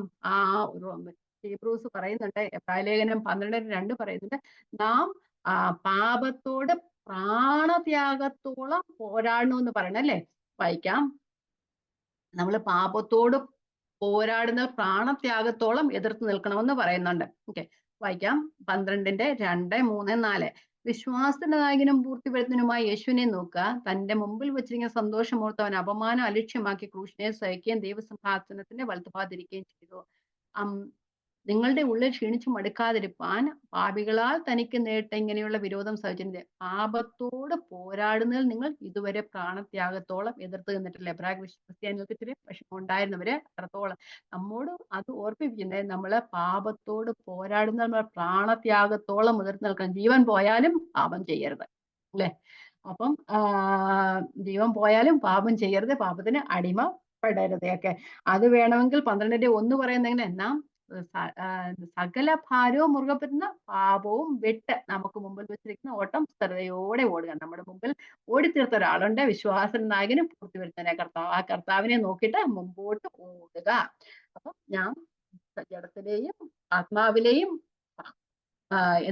സകല കന്മഷവും നീക്കണം എന്താ നമുക്കൊരു വാക്തത്വം മുമ്പ് വെച്ചിട്ടുണ്ടല്ലേ. നാം ദൈവത്തിന്റെ മക്കളും ദൈവം നമുക്ക് പിതാവും. ആ പിതാവായി എന്നേക്ക് നാം ഇരിക്കണമെങ്കിൽ നമ്മുടെ അശുദ്ധിയൊക്കെ നീക്കി വിശുദ്ധിയാൽ നിന്നാൽ മാത്രമേ എല്ലാത്തിനും ദൈവവചനത്തിന് ഒരു ഉണ്ട്. എപ്പോഴെങ്കിലും നമ്മൾ അങ്ങനെ നിന്നാൽ മാത്രം ഒരു കണ്ടീഷൻ ഉണ്ട്, അതല്ലേ. നാം അങ്ങനെ ആയാൽ മാത്രമേ നാം ദൈവത്തിന്റെ മക്കളായി തീരുകയുള്ളൂ. ദൈവം എന്തെങ്കിലും നമുക്കൊരു വാക്തത്വം തന്ന് നിവർത്തിക്കണമെങ്കിൽ നാം ദൈവം ആഗ്രഹിക്കുന്നതിലോ ആയി തീർന്നാൽ മാത്രമേ ഉള്ളൂ. അതുകൊണ്ടല്ലേ ഇവിടെ പറയുന്നത്, നാം ജഡത്തിലെയും ആത്മാവിലെയും സകല കന്മഷവും പ്രിയമുള്ളവരെ, ഈ വാക്തത്വങ്ങൾ നമുക്കുള്ളത് കൊണ്ട് നാം ആത്മാവിലെയും ജഡത്തിലെയും സകല കന്മഷവും നീക്കി നമ്മെ തന്നെ വെടിപ്പാക്കും. ഈ വാക്തത്വങ്ങൾ നമുക്കുണ്ട്. നമ്മള് 16ന്റെ അവസാനം പറഞ്ഞു, നിങ്ങള് വിശുദ്ധിയിൽ നടക്കുകയാണെങ്കിൽ അവിശ്വാസികളോട് ഇണയില്ലാ പിണ കൂടരുത് എന്നൊക്കെ പറഞ്ഞിട്ട് പറയാം. നാം എല്ലാത്തിൽ നിന്നും വേർതിട്ട് വന്നാൽ മാത്രമേ ദൈവം നമുക്ക് പിതാവും നാം അവന് മക്കളും ആയിരിക്കുകയുള്ളൂ. എല്ലാത്തിനും ഒരു കണ്ടീഷൻ ഉണ്ട് ദൈവവചനത്തില്. അല്ലെങ്കിൽ ദൈവം എല്ലാം ചെയ്തു തരുമെന്ന് പറയുകയല്ല ചെയ്യുന്നത്. ദൈവം പറയുന്നത് പോലെ നാം ആയിത്തീർന്നാൽ മാത്രമേ ദൈവം പറഞ്ഞ കാര്യങ്ങൾ ദൈവം ചെയ്യുകയുള്ളൂ. അപ്പൊ നമ്മുടെ ജീവിതത്തിലേക്ക് ഒന്ന് തിരിഞ്ഞു നോക്കുക. നമ്മുടെ വാഗ്ദത്തങ്ങൾ ഒന്നും നമ്മുടെ ജീവിതത്തിൽ നിറവായില്ലെങ്കിൽ നമ്മളെ തന്നെ നാം ഒന്ന് നമ്മുടെ ഉള്ളിലേക്കൊന്ന് നോക്കണം. എവിടെയാണ് നമ്മൾ ശരിയാകാനുള്ളതെന്ന് നമുക്ക് മനസ്സിലാക്കി ദൈവജനം നമ്മളെ പഠിപ്പിക്കും. ദൈവത്തിന്റെ ആത്മാവ് നമുക്ക് ഓർമ്മ വരും. നാം സകല കന്മഷവും നീക്കി വിശുദ്ധിയെ തിരിക്കുക. പിന്നെ നമുക്ക് രണ്ടാമത്തെ വാക്യത്തിലേക്ക് പോകാൻ. രണ്ടാമത്തെ വാക്യം 2. നിങ്ങളുടെ ഉള്ളിൽ ഞങ്ങൾക്ക് ഇടം തരുവീൻ. ഞങ്ങൾ ആരോടും അന്യായം ചെയ്തിട്ടില്ല, ആരെയും കെടുത്തിയിട്ടില്ല, ആരോടും ഒന്നും വഞ്ചിച്ചെടുത്തിട്ടുമില്ല. നമ്മള് കഴിഞ്ഞ ക്ലാസ്സിലും ഇത് തന്നെ പഠിച്ചായിരുന്നു. കഴിഞ്ഞ 6ന്റെ 11 മുതൽ 13 വരെയുള്ള വാക്യങ്ങളിലും പൗലോസ് ഇത് തന്നെയാണ് പറഞ്ഞിരുന്നത്. അപ്പം ഇവിടെ പറയാ നിങ്ങളുടെ ഉള്ളിൽ ഞങ്ങൾക്ക് ഇടം തരിക. നമുക്ക് ആ 12ഉം 11 മുതലുള്ള വാക്യങ്ങളൊന്ന് വായിച്ചു പോകാം. 6ന്റെ 11 മുതൽ 13 വരെയുള്ള വാക്യങ്ങള്. അവിടെയും ഇത് തന്നെയാണ് പറഞ്ഞത്. നിങ്ങളുടെ ഉള്ളിൽ ഞങ്ങൾക്ക് ഇടം തരികയും. വായിക്കാം. 6ന്റെ 11. അല്ലയോ കൊരിന്ത്യരേ, ഞങ്ങളുടെ വായ് നിങ്ങളോട് തുറന്നിരിക്കുന്നു, ഞങ്ങളുടെ ഹൃദയം വിശാലമായിരിക്കുന്നു, ഞങ്ങളുടെ ഉള്ളിൽ നിങ്ങൾക്ക് ഇടുക്കമില്ല, നിങ്ങളുടെ ഹൃദയങ്ങളിൽ അത്ര ഇടുക്കമുള്ളത്. അതിന് പ്രതിഫലമായി നിങ്ങളും വിശാലതയുള്ളവരായിരിപ്പിൻ എന്ന് ഞാൻ മക്കളോട് എന്ന പോലെ നിങ്ങളോട് പറയുന്നു. ഒരിക്കൽ പൗലോസിനോട് സ്നേഹം കാണിച്ചവരാണ്, പൂർണ്ണമായി പൗലോസിനോട് പറ്റി നിന്നവരാണ്. പക്ഷേ അവരുടെ ഇടയിൽ കള്ള ഉപദേഷ്ടാക്കൾ വന്നത് മൂലം പൗലോസിനെ തിരസ്കരിക്കുകയും ചെയ്തു. ഞാൻ പറഞ്ഞില്ലേ, നമ്മുടെ ഉള്ളിൽ കള്ളം വരുമ്പോഴാണ് നാം സത്യത്തോട് എതിർത്ത് സത്യത്തിൽ നിന്ന് മാറി നിൽക്കുന്നത്. ഇവിടെ നമ്മൾ നോക്കിക്കഴിഞ്ഞാൽ 6ന്റെ 14 മുതൽ 7ന്റെ 1 വരെയുള്ള വാക്യങ്ങൾ പറയുന്നുണ്ട്. നാം നമ്മെ തന്നെ ജഡത്തിലെയും ആത്മാവിനെയും സകല കന്മഷവും നീക്കി നമ്മെ തന്നെ ശുദ്ധീകരിക്കുക എന്ന് പറയുന്നത്. അപ്പം പൗലോസിനോട് അടുത്ത് വരുമ്പോൾ ചിലപ്പോൾ അവർക്ക് ഈ ജഡത്തിലെയും ആത്മാവിനെയും കന്മഷം ഉണ്ടുകൊണ്ട് പൗലോസിനോട് അടുത്ത് വരുവാനായിട്ട് പറ്റുന്നില്ല, അല്ലേ? അവർ ദൈവമക്കളായി തീർന്നതാണ്. ഒരു ആത്മീയ വരത്തിലും കുറവില്ലാത്തവരായിരുന്നു കൊരിന്ത്യർ. എങ്കിലും പലപ്പോഴും അവരുടെ ഇടയിൽ ഉണ്ടായിരുന്ന പ്രശ്നങ്ങൾ അല്ലെങ്കിൽ കള്ള ഉപദേഷ്ടാക്കൻ മൂലം അവരെ ദൈവവചനത്തിൽ നിന്ന് അകലുകയും പൗലോസിൽ നിന്നും കൂട്ടരിൽ നിന്നും അകലുകയും ചെയ്യുവാനായിട്ട് ഇടയായി തീർന്നു. വീണ്ടും പൗലോസ് അവരോട് പറയാൻ, നിങ്ങളുടെ ജഡത്തിലെയും സകല കന്മഷവും നീക്കുക. അവരോട് പറയാ, ഹൃദയം തുറക്കുക. നിങ്ങൾ ഇതെല്ലാം കേൾക്കുന്നുണ്ട്, പക്ഷെ അത് ഹൃദയത്തിനകത്തോട്ട് എത്തുന്നില്ല. ഒരു ചെവി കൂടെ പോയി മറ്റേ ചെവി കൂടെ പോകുന്നതേ ഉള്ളൂ. നിങ്ങളുടെ ഹൃദയം വിശാലമാക്കാൻ ഞാൻ പറയുന്നത് നിങ്ങളെ ശ്രദ്ധിക്കുക, നിങ്ങൾ കേൾക്കുക. ഞങ്ങളുടെ ഉള്ളിൽ നിങ്ങൾക്ക് ഇടുക്കമില്ല, നിങ്ങളുടെ ഹൃദയങ്ങളിൽ അത്ര ഇടുക്കമുള്ളത്. ഇതിന് പ്രതിഫലമായി നിങ്ങളും വിശാലതയുള്ളവരായിരിപ്പീൻ എന്ന് പറയുകയാണ് ചെയ്യുന്നത്. അപ്പം അവരുടെ ജഡത്തിലെയും ആത്മാവിലെയും സകല കന്മഷങ്ങളും നിറഞ്ഞിരിക്കുന്നതുകൊണ്ട് ചിലപ്പം പൗലോസിനോടും കൂട്ടരോടും അടുത്തു വരുവാനായിട്ട് അവർക്ക് കഴിയുന്നില്ല. അവരോട് പറയുകയാണ്, ഞങ്ങൾ നിങ്ങളുടെ ഇടയിൽ എപ്പോഴും സുതാര്യതയുള്ളവരാണ്. ഞങ്ങളെ ആ ഒരു ഞങ്ങൾക്ക് ഞങ്ങളെ എന്താ പറയുന്നത്, നല്ല ഹൃദയ വിശാലതയോടെയാണ് നിങ്ങളുടെ ഇടയിൽ നടക്കുന്നത്. പക്ഷെ നിങ്ങൾ അതുപോലെ ആയിത്തീരും. ഒരിക്കൽ പൗലോസിനോടും കൂട്ടരോടും ഒക്കെ വളരെ സ്നേഹം ഉണ്ടായിരുന്ന ഒരു സമൂഹമാണ്. പക്ഷെ പിൽക്കാലത്ത് അതിന് മാറ്റം വരികയാണ് ചെയ്തത്. അപ്പം അവരോട് അതുകൊണ്ടല്ലേ പറയുന്നത് 6ാം അധ്യായത്തിലൊക്കെ വിശ്വാസികളോട് ഇണയില്ല, പിണ കൂടരുത് എന്നൊക്കെ പറഞ്ഞിട്ട് പറയുകയാണ്. അപ്പൊ നിങ്ങള് വിശാലതയുള്ളവരായിരിപ്പീൻ, നിങ്ങളുടെ ഉള്ളിൽ ഞങ്ങൾക്ക് ഇടം തരുവീൻ. ഞങ്ങൾ നിങ്ങളോട് പഴയതുപോലെ ആയിരുന്ന രീതിയിൽ ആയിരിക്കാനായിട്ട് ആഗ്രഹിക്കുന്നു, നിങ്ങളും അങ്ങനെ തന്നെ ആയിരിപ്പീൻ. അപ്പം ലോകത്തെയും ജഡത്തെയും എല്ലാം സേവിക്കുന്നത് കൊണ്ട് ദൈവമക്കളെയും ദൈവത്തെയും ഒരുപോലെ സേവിക്കാനായിട്ട് അവർക്ക് കഴിയുന്നില്ല. അതുകൊണ്ട് ഈ കന്മഷങ്ങളെല്ലാം മാറ്റി നിങ്ങളെ തന്നെ ശുദ്ധീകരിക്കുക, നിങ്ങൾ പഴയ പോലെ ആയിത്തീരുക എന്നാണ് അവരോട് പറയുന്നത്. എന്നിട്ട് പൗലോസ് പറയാൻ, ഞങ്ങൾ ആരോടും അന്യായം ചെയ്തിട്ടില്ല, ന്യായമല്ലാത്ത ഒന്നും ഞങ്ങൾ പ്രവർത്തിച്ചിട്ടില്ല. നമുക്ക് വായിച്ചറിയാവുന്നതാണല്ലോ, ന്യായമല്ലാത്ത ഒന്നും പ്രവർത്തിച്ചിട്ടില്ല, നിങ്ങളെ ഒരു തരത്തിലും ഞങ്ങൾ മുറിവേൽപ്പിച്ചിട്ടില്ല, അതുപോലെ പറയുന്നു ആരെയും കെടുത്തിയിട്ടില്ല, നിങ്ങളുടെ വിശ്വാസം ഞങ്ങൾ ക്ഷയിപ്പിച്ചിട്ടില്ല, ഞങ്ങളുടെ പ്രവർത്തനം മൂലം നിങ്ങളുടെ വിശ്വാസത്തിന് ഒരു കോട്ടവും സംഭവിച്ചിട്ടില്ല, ആരെയും വഞ്ചിച്ചെടുത്തിട്ടില്ല. എന്ന് വെച്ചാൽ പണപരമായ കാര്യങ്ങൾ ഞങ്ങൾ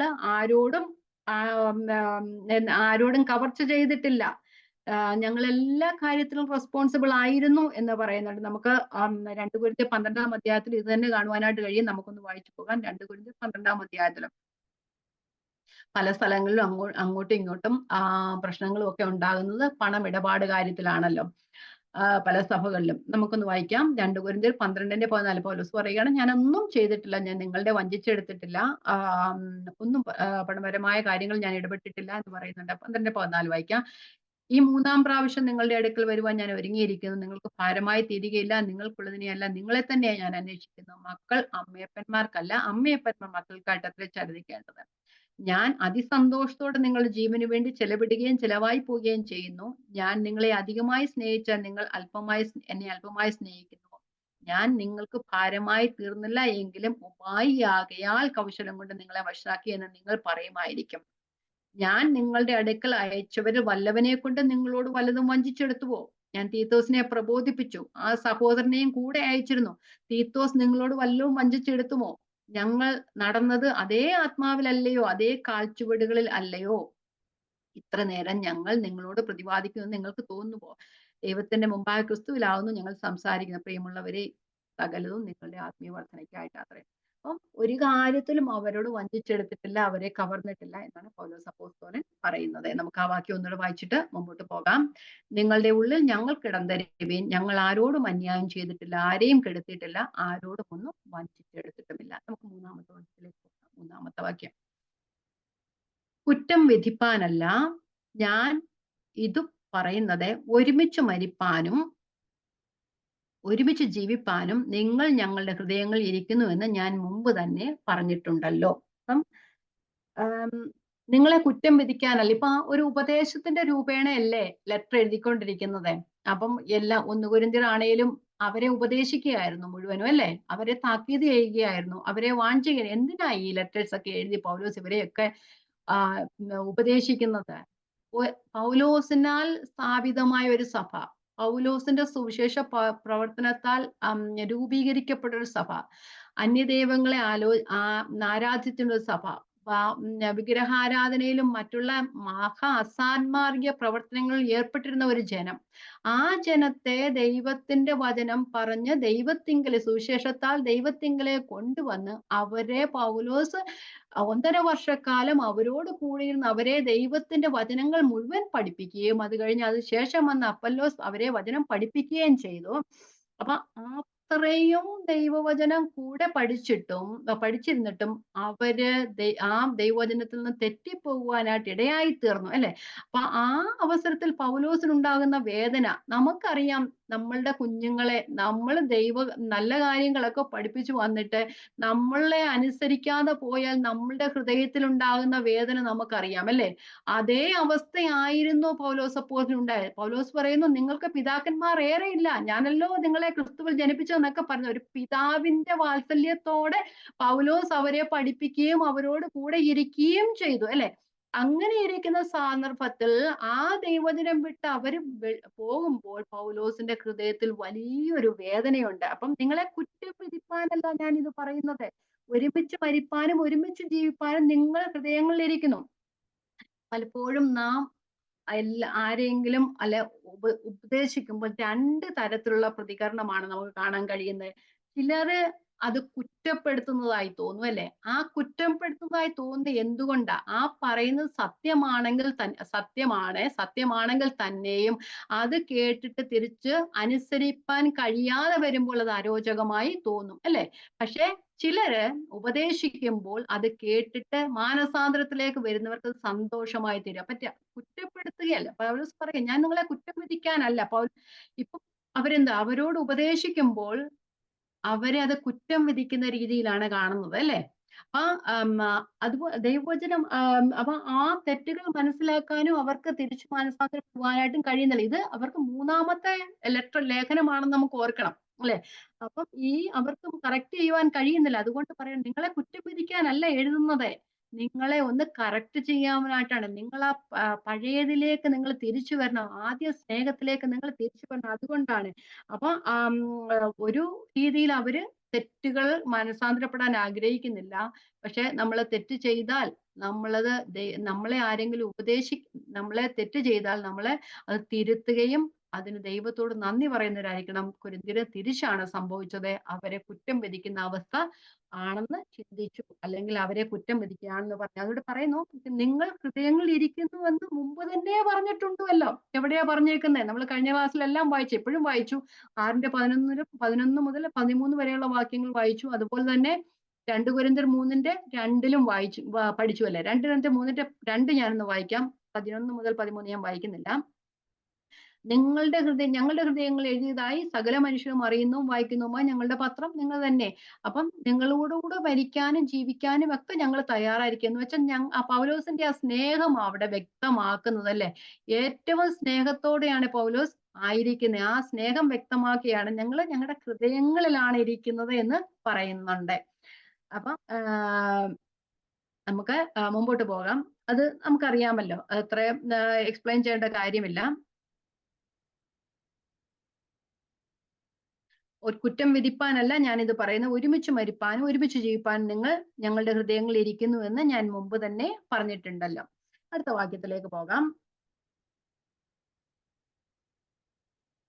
4 നിങ്ങളോടുള്ള എന്റെ പ്രാഗൽഭ്യം വലിയത്, നിങ്ങളെക്കുറിച്ച് എന്റെ പ്രശംസ വലിയത്, ഞാൻ ആശ്വാസം കൊണ്ട് നിറഞ്ഞിരിക്കുന്നു, ഞങ്ങളുടെ സകല കഷ്ടതയിലും സന്തോഷം എനിക്ക് കവിഞ്ഞിരിക്കുന്നു. അപ്പൊ ഇത്രത്തോളം പൗലോസിനെ എന്താ പറയുന്നത്, കുറ്റം പറഞ്ഞൊരു സഭ, പൗലോസിനെ എതിർത്തൊരു സഭ, പൗലോസിനെ ചോദ്യം ചെയ്തൊരു സഭ, എന്നിട്ടും പൗലോസ് പറയുകയാണ്, ഒരു എൻകറേജ്മെന്റ് ആ വാക്യം നമുക്ക് കാണുന്നല്ലേ. നിങ്ങളോടുള്ള എന്റെ പ്രാഗൽഭ്യം വലിയത്, പ്രാഗൽഭ്യം എന്ന് പറഞ്ഞാൽ എന്റെ ധൈര്യം വലിയത്. അപ്പൊ ആ ഒരു പൗലോസ് കൊരിന്ത്യരോട് ഇത്രത്തോളം ഉറ്റ സ്നേഹം ഉള്ളത് കൊണ്ടാണ് പൗലോസ് അങ്ങനെ പറഞ്ഞത് അല്ലെ.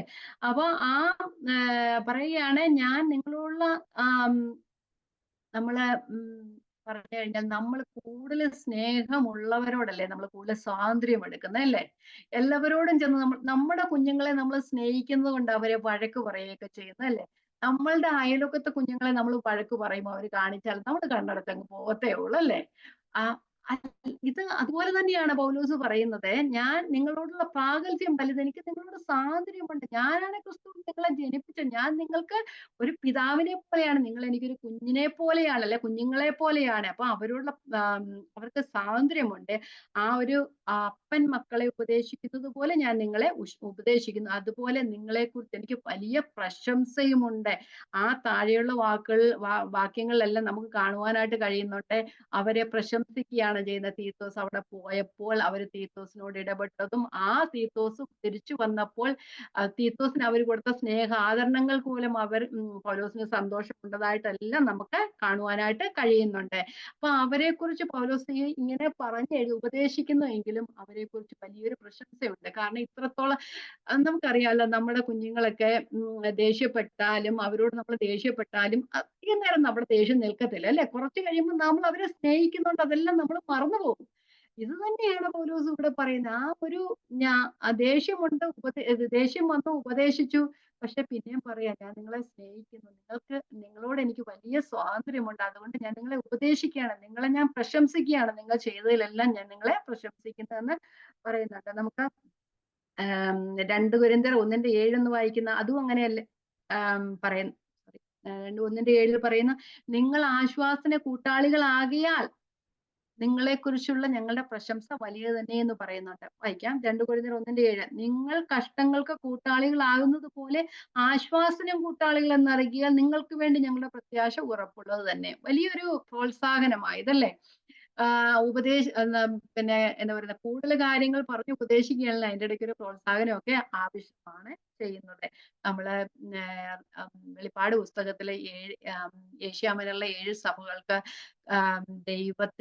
ദൈവത്തിന്റെ ആത്മാവ് യോഹന്നാനിൽ കൂടെ ഉപദേശം കൊടുക്കുമ്പോൾ ആ സഭകളെയൊക്കെ ആദ്യം അവരെ കുറിച്ചുള്ള നല്ല കാര്യങ്ങൾ പറഞ്ഞിട്ട് അവരെ കുറിച്ചുള്ള കുറ്റങ്ങൾ പറയുന്നല്ലേ. അപ്പൊ മാനസാന്തരപ്പെട്ട് തിരിച്ചു വരിക എന്നൊക്കെ പറയുന്നത് ഒരു പ്രോത്സാഹനം എപ്പോഴും ദൈവത്തിനുണ്ട്. അതുപോലെ തന്നെയാണ് പൗലോസും അതേ മാതൃകയാണ് പറയുന്നത്. അവരെ കുറ്റം പറയുക, അല്ലെ അവരെ കുറ്റം പറയുക, അല്ലെ അവരെ കുറ്റം വിധിക്കുന്നല്ലേ പറഞ്ഞ, അവർ നന്നാകാൻ വേണ്ടി അവരെ ഉപദേശിക്കുക ചെയ്ത്, എന്നിട്ടും അവരെ പ്രോത്സാഹിപ്പിക്കുന്നതായിട്ട് നമുക്ക് കാണുവാനായിട്ട് കഴിയും. ഫിലിപ്പി ലേഖനത്തിൽ അത് നമുക്ക് കാണുവാനായിട്ട് കഴിയും. ഫിലിപ്പി ലേഖനം ഒരു ഏക ചിന്തയോട് ഇരിക്കാത്ത ഒരു സഭയായിരുന്നു. അവിടെ തമ്മിൽ ഒരു ബുദ്ധിമുട്ടുകളൊക്കെ അവരുടെ ഇടയിൽ ഉണ്ടായിരുന്നു. അവർ ഏകോപനം ഇല്ലായിരുന്ന ഒരു അവസ്ഥയിൽ അവരോട് ഐക്യതയില്ലായിരുന്നു. അവരോട് പറയുകയാണ്, ഞാൻ നിങ്ങളെ ഓർക്കുമ്പോഴൊക്കെ എന്റെ ദൈവത്തിന് സ്തോത്രം ചെയ്യുന്നു. ഫിലിപ്പിയർ 1-ന്റെ 5-6 വാക്യങ്ങൾ ഞാൻ വായിച്ചു വിടാം. ഫിലിപ്പിയർ 1-ന്റെ 5-6.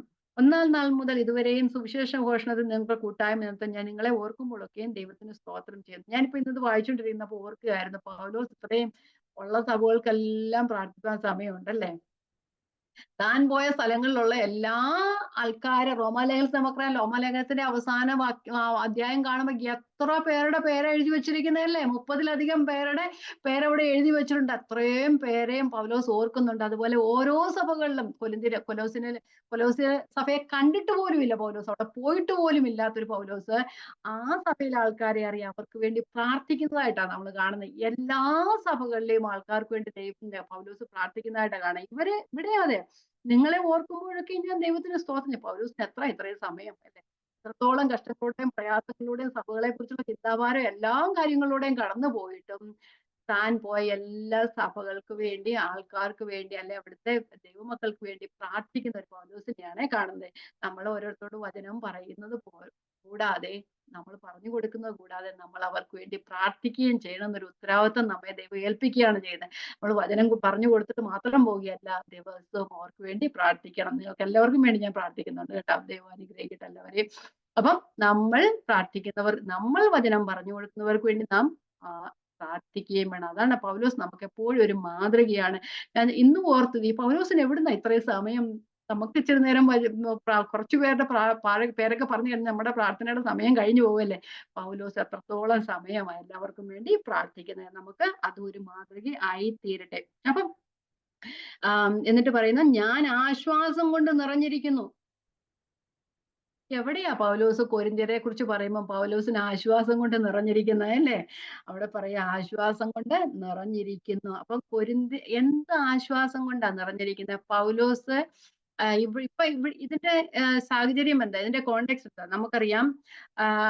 തീത്തോസിനെ അയച്ചിരുന്നു അല്ലെ, ഒരു സിവിയർ ലെറ്ററുമായി തീത്തോസിനെ അയച്ചിരുന്നു. അതിന് ശേഷമുള്ള ലെറ്റർ ആണ് ഇത്.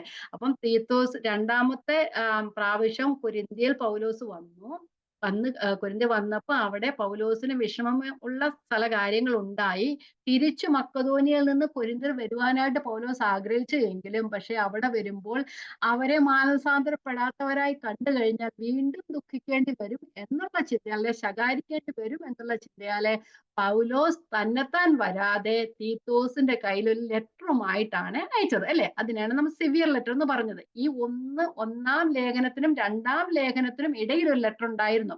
അത് നമുക്ക് കിട്ടിയിട്ടില്ല, ദൈവത്തിന്റെ ആത്മാവ് നമുക്ക് തന്നിട്ടില്ല.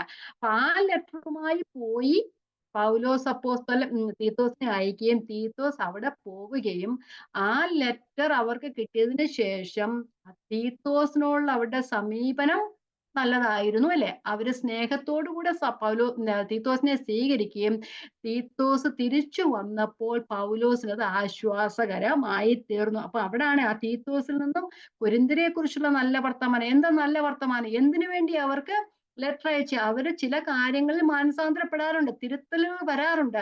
ആ തിരുത്തലുകൾ അവർ വന്നപ്പോൾ, അവര് മാനസാന്തരപ്പെട്ടപ്പോൾ ആ ആശ്വാസ വാക്കുകൾ കേട്ടപ്പോൾ പൗലോസിന് ആശ്വാസം കൊണ്ട് നിറഞ്ഞിരിക്കുന്നു. ആ സിവിയർ ലെറ്റർ ലഭിച്ചതിന് ശേഷം അവളുടെ മാറ്റം പൗലോസിന് ആശ്വാസം വരുവാനായിട്ട് കാരണമായി തീർന്നു. അടുത്തത്, ഞങ്ങളുടെ സകല കഷ്ടതയിലും സന്തോഷം ഞങ്ങൾക്ക് കവിഞ്ഞിരിക്കുന്നു. അപ്പൊ സകല കഷ്ടതയിലും, അപ്പൊ ആ കഷ്ടതകളെ കുറിച്ചാണ് 5-ാമത്തെ വാക്യത്തിൽ മുതൽ പൗലോസ് പറയുന്നത്. എന്തൊക്കെ കഷ്ടമുണ്ടായി എന്ന്. മക്കതോനിയയിൽ വെച്ച് പൗലോസ്, ഇപ്പൊ തീത്തോസ് കൊരിന്ത്യയിലേക്ക് പോയപ്പോൾ പൗലോസ് മക്കതോനിയയിലായിരുന്നു. ആ മക്കതോനിയയിൽ പൗലോസും കൂടെ ഉള്ളവരും ആയിരുന്നിട്ടും പൗലോസിന് അവിടെ കഷ്ടം അനുഭവിക്കാനായിട്ട് അവിടെ കഷ്ടം ഉണ്ടായിരുന്നു നമുക്ക് കാണുവാനായിട്ട് കഴിയും. 7-ന്റെ 5 മാത്രം ഞാൻ വായിക്കാം. 7-ന്റെ 5. ഞങ്ങൾ മക്കതോനിയയിൽ എത്തിയ ശേഷവും ഞങ്ങളുടെ ജഡത്തിന് ഒട്ടും സുഖമില്ല, എല്ലാവിധത്തിലും കഷ്ടമത്രേ ഉണ്ടായത്. പുറത്ത് യുദ്ധം, അകത്ത് ഭയം. അവിടെയും ഭയങ്കര ബുദ്ധിമുട്ടുകൾ ഉണ്ടായിരുന്നു. എന്നിലും പറയുകയാണ്, സകല കഷ്ടതയിലും സന്തോഷം എനിക്ക് കവിഞ്ഞിരിക്കുന്നു. ഇത്രത്തോളം പ്രശ്നങ്ങൾ എനിക്കുണ്ടായെങ്കിലും സകല കഷ്ടതയിലും സന്തോഷം എനിക്ക് തികഞ്ഞിരിക്കുന്നു. അത് നമുക്ക് 13 വരെ മുതലുള്ള വാക്യങ്ങൾ നമുക്ക് ഇത് തന്നെ കാണുവാനായിട്ട് കഴിയും. 13 മുതലുള്ള വാക്യങ്ങൾ വായിക്കാം. തുടർച്ചയാണ് ഇതിന്റെ. അതുകൊണ്ട് ആശ്വാസം ഞങ്ങൾക്ക് വന്നിരിക്കുന്നു.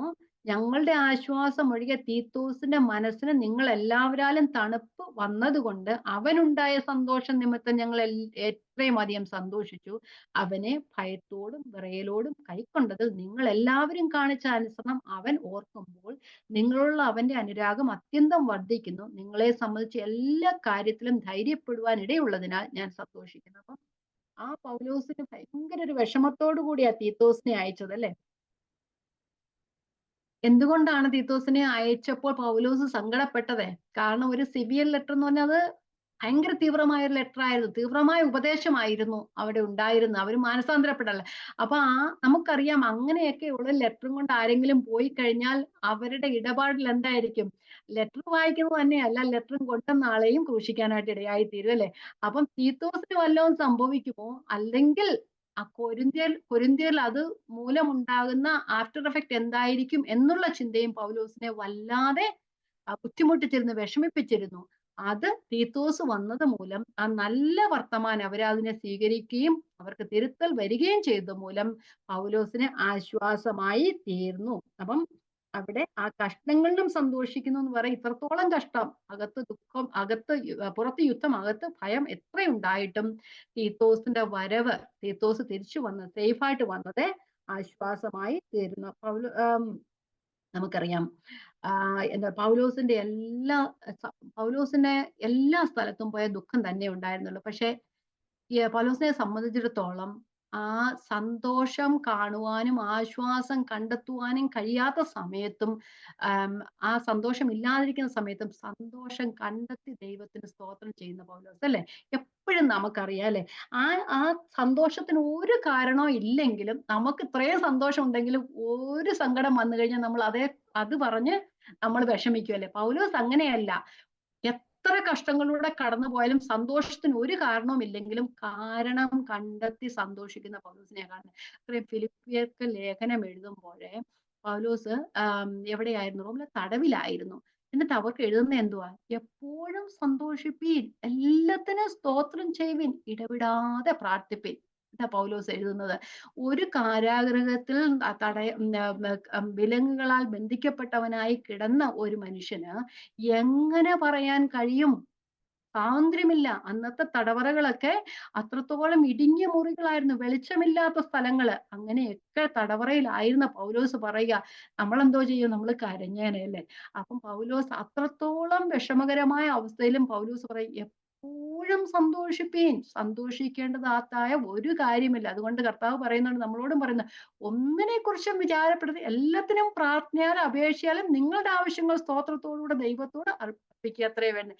എന്നാൽ സകല ബുദ്ധിയും കവിയുന്ന ദൈവ സമാധാനം നിങ്ങളുടെ ഹൃദയങ്ങളെയും നിലവുകളെയും ക്രിസ്തുവിൽ സൂക്ഷിക്കുക.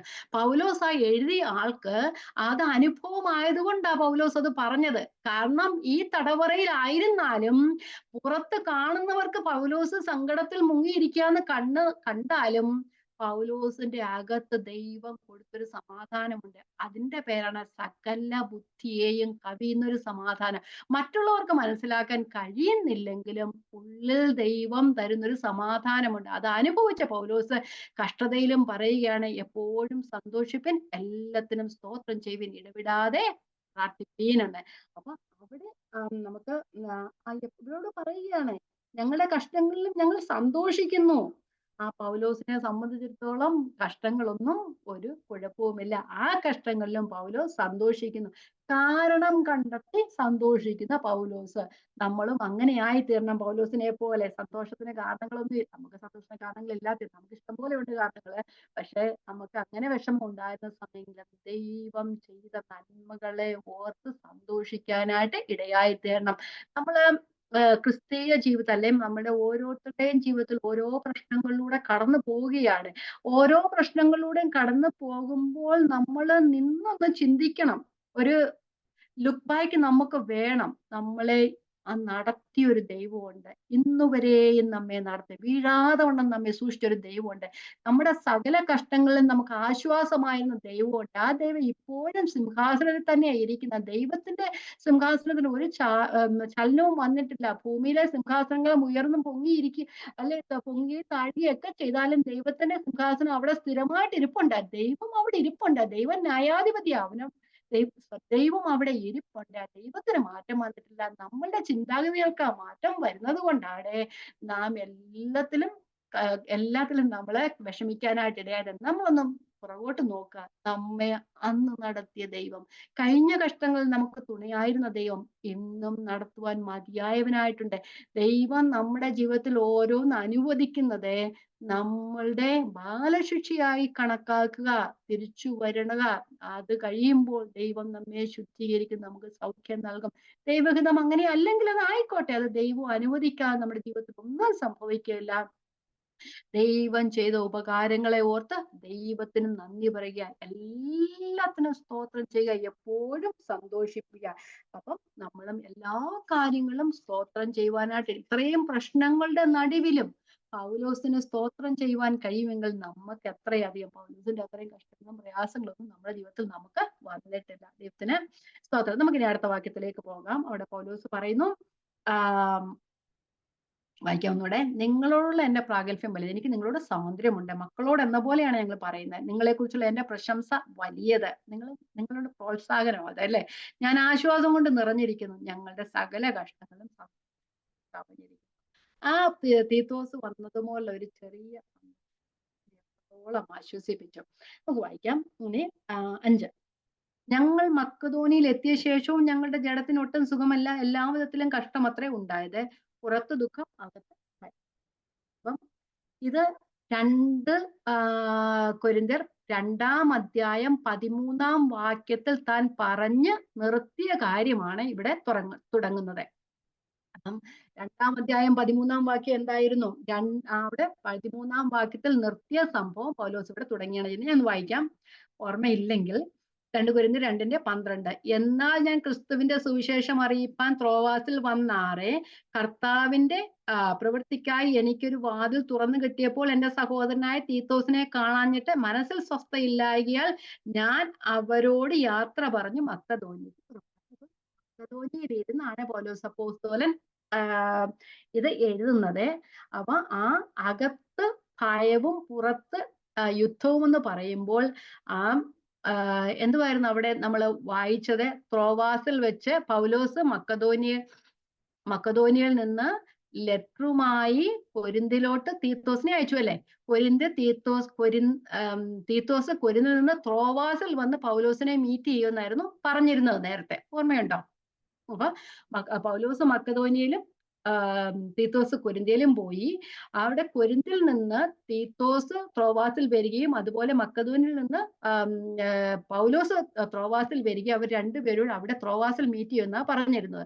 പക്ഷെ പൗലോസ് മക്കതോനിയിൽ നിന്ന് ത്രോവാസിൽ എത്തിയപ്പോൾ ആരെ കണ്ടില്ല?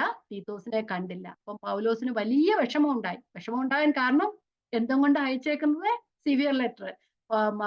തീത്തോസ് പോയതുപോലെ തിരിച്ചു വരുമോ, അതോ കൊരിന്ത്യർക്ക് മാറ്റം വല്ലതും സംഭവിച്ചു? ഇത് രണ്ടിനാലും പൗലോസ് ഭയപ്പെട്ടു. അപ്പൊ അതാണ് അകത്ത് ഭയമെന്ന് പറയുന്നത്. പുറത്ത് ദുഃഖം എന്ന് പറയുന്നത് സുവിശേഷത്താലുള്ള ദുഃഖം. പൗലോസ് എവിടെ പോയാലും സുവിശേഷം അറിയിക്കുന്നത് മൂലം പൗലോസിന് ദുഃഖം, എത്തൊക്കെ ബുദ്ധിമുട്ടുകളിലും പ്രയാസങ്ങളിലൂടെ പൗലോസ് കടന്നു. അതുകൊണ്ടാണ് ഇവിടെ പറയുന്നത്, ഞങ്ങൾ മക്കതോനിയയിൽ എത്തിയ ശേഷവും ഞങ്ങളുടെ ജഡത്തിനൊട്ടും സുഖമല്ല, എല്ലാവിധത്തിലും കഷ്ടമത്രേ, പുറത്ത് ദുഃഖം, അകത്ത് ഭയം. അപ്പം അകത്ത് ഭയം തീത്തോസിനെ കുറിച്ചും അതുപോലെ തന്നെ കൊരിന്ത്യരെ കുറിച്ചുമുള്ള ഭയം, പുറത്ത് യുദ്ധം എന്ന് പറഞ്ഞ സുവിശേഷ പ്രവർത്തനങ്ങളിലെ പൗലോസിന് നേരിടുന്ന ആ യുദ്ധത്തെ കുറിച്ചാണ് പറയുന്നത്. അപ്പൊ 2 കാര്യങ്ങളാലും പൗലോസ് അപ്പോസ്തലൻ ഭാരപ്പെട്ടിരുന്നു എന്ന് നമുക്ക് കാണുവാനായിട്ട് കഴിയും. ഞാൻ അടുത്ത വാക്യത്തിലേക്ക്, അടുത്ത വാക്യം കൂടെ 4 മിനിറ്റ് ഉണ്ടല്ലേ, അടുത്ത വാക്യം കൂടെ കഴിഞ്ഞിട്ട് നമുക്ക് നിർത്താം. അപ്പം അതുകൊണ്ട് പറയുകയാണ്, ഞങ്ങൾ മക്കതോനിൽ എത്തിയ ശേഷവും ഞങ്ങളുടെ ജഡത്തിനൊട്ട് സുഖമല്ല, എല്ലാ വിധത്തിലും കഷ്ടമത്രേ, പുറത്ത് ദുഃഖം, അകത്ത് ഭയം. എന്നിട്ട് 6-ാമത്തെ വാക്യം പറഞ്ഞു, എങ്കിലും എളിയവരെ ആശ്വസിപ്പിക്കുന്ന ദൈവം തീത്തോസിന്റെ വരവിനാൽ ഞങ്ങളെ ആശ്വസിപ്പിച്ചു എന്ന് പറയുന്നുണ്ട്. അപ്പം ദൈവകൃപയാൽ തീത്തോസ് സേഫ് ആയിട്ട്, ഇത്രത്തോളം ദുഃഖങ്ങളും പ്രയാസങ്ങളും അവിടെ ഉണ്ടെങ്കിലും തീത്തോസ് സേഫ് ആയിട്ട് മക്കതോന്യയിൽ പൗലോസിന്റെ അടുത്തെത്തി അവരെ കണ്ടതിനാൽ ഭയങ്കര ആശ്വാസമായി തീർന്നു എന്ന് പറയുന്നുണ്ട്. പൗലോസ്, നമുക്കറിയാം, പൗലോസ് ഈ ലേഖനം തുടങ്ങുന്നത് തന്നെ എങ്ങനെയാ? കഷ്ടങ്ങളിൽ ആശ്വസിപ്പിക്കുന്ന ഒരു ദൈവത്തെ കുറിച്ചാ പറഞ്ഞതല്ലേ? തുടങ്ങിയത് തന്നെ കഷ്ടങ്ങൾ, ഇത്രത്തോളം കഷ്ടങ്ങളിലൂടെ കടന്നു പോയതിനു ശേഷം ആ കഷ്ടങ്ങളിൽ തന്നെ ആശ്വസിപ്പിച്ച മനസ്സലിവുള്ള ഒരു പിതാവിനെ കുറിച്ചാണ്, ദൈവത്തെ കുറിച്ചാണ് പറഞ്ഞത്. ആ ദൈവം, എളിയവരെ ആശ്വസിപ്പിക്കുന്ന ദൈവം തീത്തോസിന്റെ വരവിനാൽ ഞങ്ങളെ ആശ്വസിപ്പിച്ചു. നമുക്കതൊന്ന് വായിച്ചിട്ട് പോകാം. 2 കൊരിന്ത്യർ 1:3-4. 2 കൊരിന്ത്യർ 1:3-4. മനസ്സലിവുള്ള പിതാവും സർവാശ്വാസവും നൽകുന്ന ദൈവവുമായി നമ്മുടെ കർത്താവായ യേശുക്രിസ്തുവിന്റെ പിതാവായ ദൈവം വാഴ്ത്തപ്പെട്ടവൻ. ദൈവം ഞങ്ങളെ ആശ്വസിപ്പിക്കുന്ന ആശ്വാസം കൊണ്ട് ഞങ്ങൾ യാതൊരു കഷ്ടത്തിലുമുള്ളവരെ ആശ്വസിപ്പാൻ ശക്തരാകേണ്ടതിന് ഞങ്ങൾക്കുള്ള കഷ്ടങ്ങളിലൊക്കെയും അവൻ ഞങ്ങൾ. ഇവിടെ അത് തന്നെയല്ലേ നമ്മൾ കണ്ടത്? പൗലോസ് കഷ്ടങ്ങളിലൂടെ അകത്ത് പുറത്ത് ദുഃഖവും അകത്ത് ഭയവും, പുറത്തെ യുദ്ധവും അകത്ത് ഭയത്തിലൂടെ കടന്നു പോയപ്പോൾ എളിയവരെ ആശ്വസിപ്പിക്കുന്ന ദൈവം തീത്തോസിന്റെ വരവിനാൽ ഞങ്ങളെയും ആശ്വസിപ്പിച്ചു. എന്തിനു വേണ്ടിയാ? ഞങ്ങൾ സകല കഷ്ടങ്ങളിലും ഉള്ളവരെയും ആശ്വസിപ്പിക്കുന്നതിന് വേണ്ടി. അപ്പം ദൈവം പൗലോസിനെ അവിടെ ആശ്വസിപ്പിച്ചു. അതുപോലെ തന്നെ ഈ വായിക്കുന്ന നമ്മളെയും ദൈവം എല്ലാ കാലത്തിലും എല്ലാ കാര്യത്തിലും നമ്മളെയും ആശ്വസിപ്പിക്കും. ആ ആശ്വാസം നമ്മൾ തിങ്ങുമ്പോൾ നമ്മൾ സന്തോഷമുള്ളവരായി തീരും. നമ്മൾ വിശ്വസിക്കുന്ന അതുപോലെ ഒരു ദൈവത്തെ, അല്ലേ? നമ്മളെ എല്ലാ കാര്യങ്ങളും നമ്മളെ കുറിച്ച് അറിയാവുന്ന ഒരു ദൈവത്തെ, മറ്റുള്ളവരോടൊന്നും നമ്മുടെ കാര്യങ്ങൾ പറയണ്ട. നമ്മൾ മറ്റുള്ളവർക്ക് ആർക്കും നമ്മെ ആശ്വസിപ്പിക്കാൻ, മറ്റുള്ള വാക്കുകളൊന്നും നമുക്ക് ആശ്വാസം നൽകുന്ന അല്ല, അല്ലേ? എങ്കിലും ആ ദൈവവചനവും ദൈവത്തിന്റെ വാക്കുകളും മാത്രമാണ് നമുക്ക് ആശ്വാസം നൽകുന്നത്. മനസ്സലിവുള്ള പിതാവും സർവ്വാശ്വാസവും നൽകുന്ന ദൈവം നമ്മളെയും നമ്മളുടെ ഓരോ ആവശ്യങ്ങളിലും ആശ്വസിക്കുമാറാകട്ടെ. ദൈവം നമുക്ക് ദൈവവും നാം ദൈവത്തിന്റെ മക്കളും ആകുന്നെങ്കിൽ മാത്രമേ ഈ കാര്യത്തിൽ നമ്മൾ നടക്കുക. അതുകൊണ്ട് നമ്മുടെ ജഡത്തിലെയും ആത്മാവിലെയും സകല കന്മഷവും നീക്കി നമ്മെ തന്നെ വെടിപ്പാക്കി ദൈവഭയത്തിൽ നമ്മെ തന്നെ വെടിപ്പാക്കി നമ്മെ തന്നെ ശുദ്ധീകരിക്കാം. ഒക്കെ മറന്നുപോയി പെട്ടെന്ന്. ഓക്കെ. പ്രിയമുള്ളവരെ, ഈ വാഗ്ദത്തങ്ങൾ നമുക്കുള്ളത് കൊണ്ട് നാം ജഡത്തിലെയും ആത്മാവിലെയും സകല അന്വേഷണം നീക്കി നമ്മെ തന്നെ വെടിപ്പാക്കി ദൈവഭയത്തിൽ തികച്ചു സർവാശ്വാസകനായി, സർവശക്തനായി, സർവവ്യാപിയായ ദൈവം എപ്പോഴും നമ്മളോട് കൂടെ. ഇമ്മാനുവേലായ ദൈവം നമ്മുടെ എല്ലാ ആവശ്യങ്ങളിലും, സന്തോഷമാകട്ടെ, ദുഃഖമാകട്ടെ, രോഗമാവട്ടെ, സൗഖ്യമാകട്ടെ, എന്ത് ജീവിതത്തിന്റെ ഏത് പ്രശ്നങ്ങളിലും സഹായിപ്പാനും കൂടുതൽ താഴ്വൽ കൂടി നമ്മൾ കടന്നു പോയാലും ആ കൂടുതലിന്റെ താഴ്വരയിൽ നമ്മെ കൈപിടിച്ച് നടത്തുവാൻ മതിയായ ഒരു ദൈവത്തിലാണ് നാം വിശ്വസിക്കുന്നത്. അതുകൊണ്ട് എപ്പോഴും മനസ്സിലാക്കുക, മനുഷ്യരാരും നമുക്കില്ലേലും ദൈവം നമ്മോട് കൂടെയുണ്ട്. ഈ ദൈവം നമ്മളെ ഇനിയും വഴി നടത്തട്ടെ. ദൈവത്തിന്റെ നല്ല മക്കളായി ജീവിപ്പാൻ ദൈവം നമുക്ക് ഈ വചനങ്ങളാൽ ഇടവരുത്തട്ടെ. ദൈവത്തിന്റെ നാമം വാഴ്ത്തപ്പെടുമാറാകട്ടെ.